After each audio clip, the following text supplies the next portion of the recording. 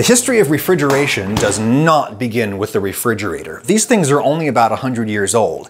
People have had ways of keeping food and drink cold for way longer than that. This is the story of some brilliant ancient engineering, and it's a story with particular relevance to me and my family. Grandpa Ragusa was an iceman, and iceman is an ancient occupation. People would take ice off the top of mountains and bring them down to the valleys and use them to put stuff in their drinks. This is Dr. Jonathan Rees at Colorado State University, Pueblo, probably the foremost historian on the subject of refrigeration. China, India, ancient Rome all have ice to that extent. I mean, think about it. The Alps and the Himalayas are covered in snow and ice all year long. It's way colder at high altitudes. It's totally possible to go up there in the dead of summer, pack up a whole bunch of frozen water, and bring it back down again. This absolutely would not have been a viable option for your typical family just trying to avoid food spoilage. They had to make do with the old-fashioned way of preserving food with salt and smoke. No, mountaintop ice would have been a hyper-expensive luxury good for the richest of the rich, and it probably would have been used more for cold beverages and frozen desserts, less for preserving food. In the very stupid 2005 movie Kingdom of Heaven, there is a very cool scene where the legendary counter-crusader Saladin produces a box of ice in the middle of the desert. He's offering the Crusader King of Jerusalem a cold drink of water right after the Muslims defeated the Christians at the Battle of Hattin in the year 1187, present-day Israel. So many historical inaccuracies in this film, but this is probably a pretty accurate portrayal of the social context that summer ice would have had in pre-modern life, a substance precious as gold and far more ephemeral. Though if the real Saladin actually had ornate little boxes of ice, he might not have gotten them from mountaintops. The desert actually gets really cold at night, cold enough that in winter at least, you can pour a shallow pool of water into a basin and it'll freeze overnight. First thing in the morning, you pick up all the little pieces and then you store them someplace cool and dark. A cave, or a pit you dig, or an ice house. This is a yakchal, an ancient Persian ice house. Cold air is more dense, so it sinks to the bottom of a pit. Warm air floats to the top, and this conical shape here channels that warm air up and away from the ice. Add in a super clever system of wind catchers, and as early as 400 BCE, Persians would have been able to make ice in here in the winter and then store it in here all year long. To this day, in Iran, yakchal is what they call modern refrigerators. In temperate climates like Europe, this would have been way easier.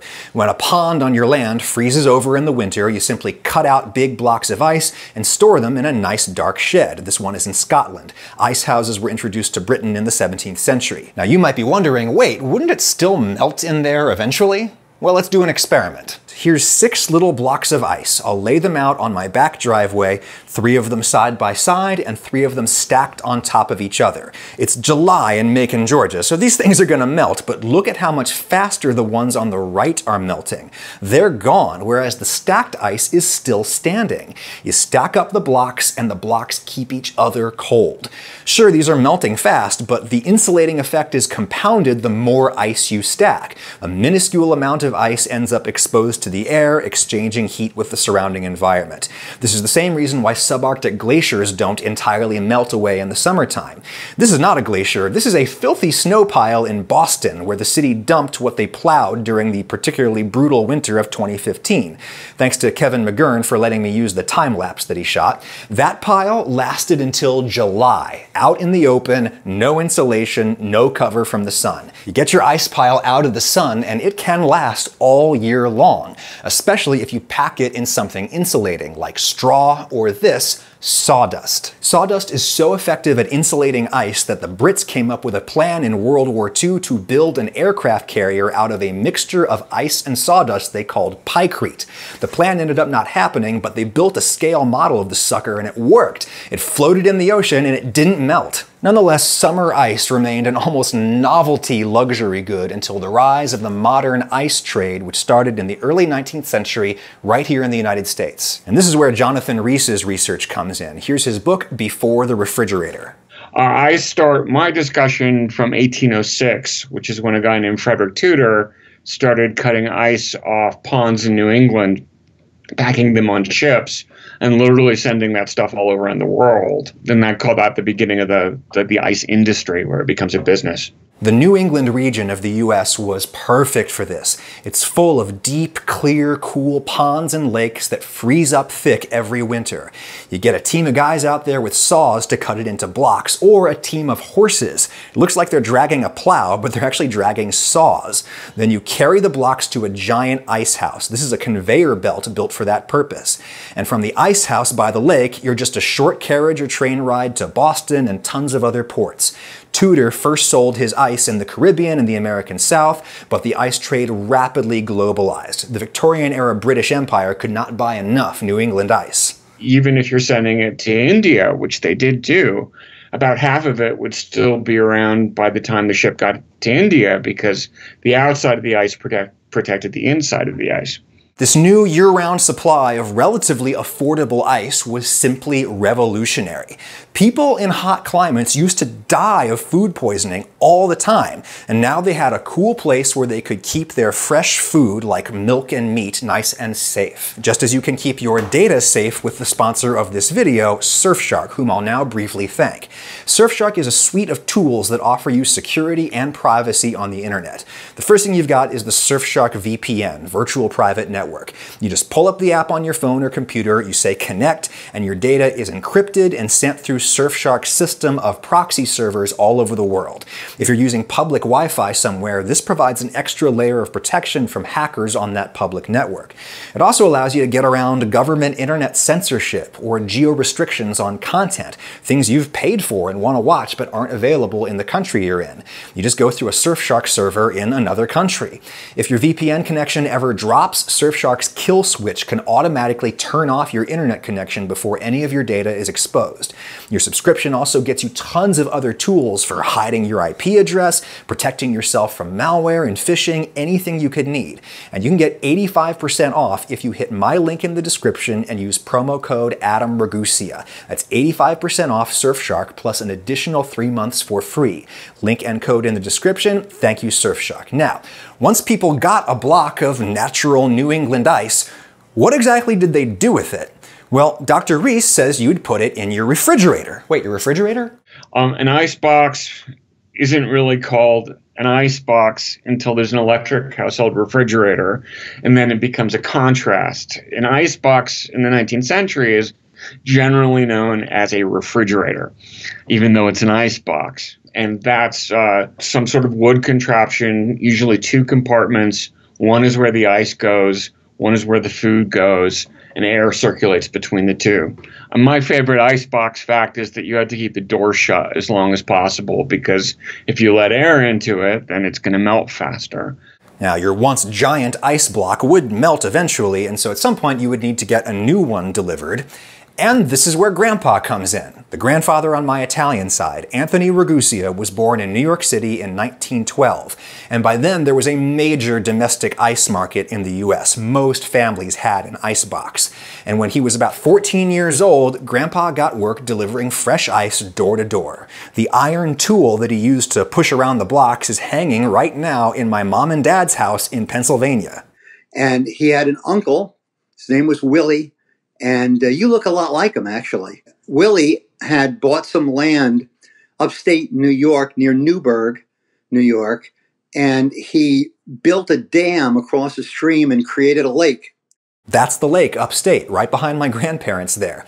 It would freeze in the winter. Uncle Willie and his guys would cut the ice and store it in an ice house downriver from the dam. Typically enterprising Italian-American immigrant that he was, Uncle Willie also had a sawmill, and he'd use the sawdust to pack up the ice blocks. Without it, the blocks would actually freeze together.